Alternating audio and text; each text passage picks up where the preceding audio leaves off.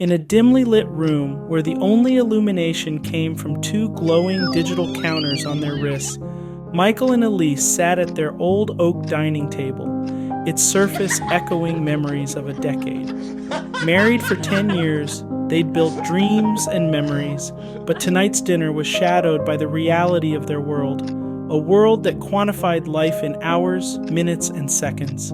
Michael's wrist showed 18 years, Elise's just 5. Michael, taking a deep breath, murmured, "You know, I spent another 2 hours just commuting today. That's close to 500 hours a year if this keeps up." All this for what?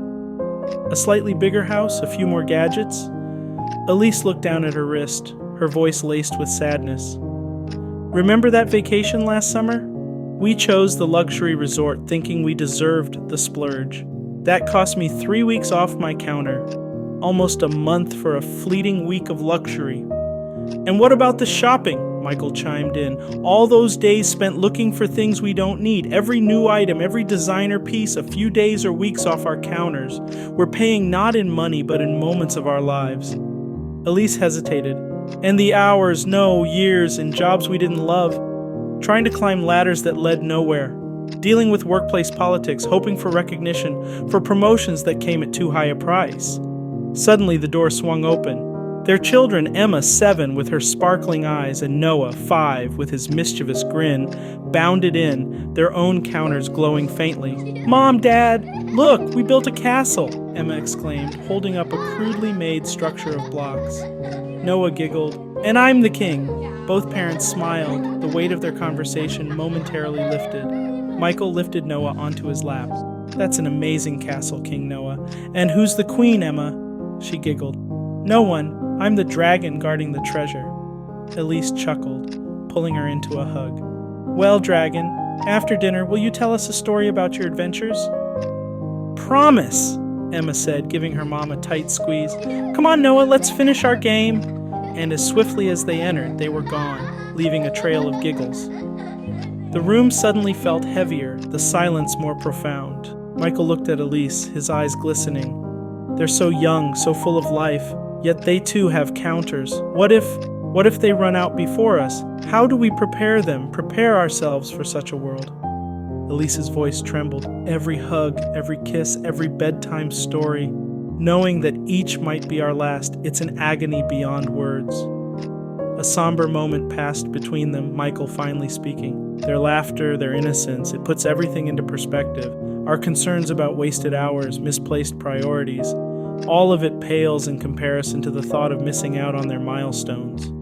Elise whispered, "And it's not just us. The world outside is running a race against time, trying to buy things, not experiences, associating time with material worth. But in the end, all these material things mean nothing." Would we have lived differently if we didn't know our time? Michael pondered aloud. Would we have taken moments for granted? Or is this curse of knowledge actually a gift, reminding us to cherish every second? Elise met his gaze. Maybe the real lesson isn't about the time we've lost, but the time we still have. We can't change our past choices, but we can make the present moment count. As Michael and Elise continued their somber conversation, the television droned on softly in the background, a stark contrast to their world.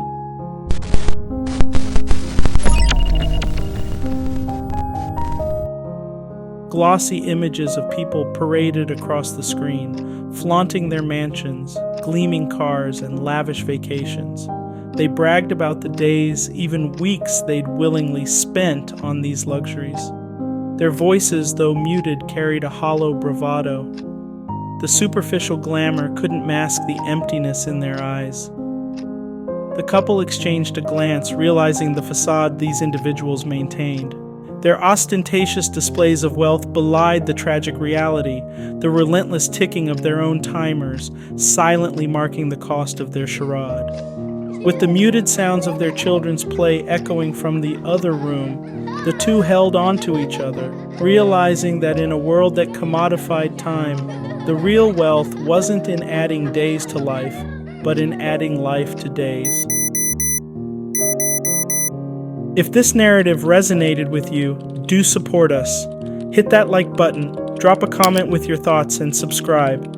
Thank you for staying with us to the end. See you in the next video on Plaid Chronicles.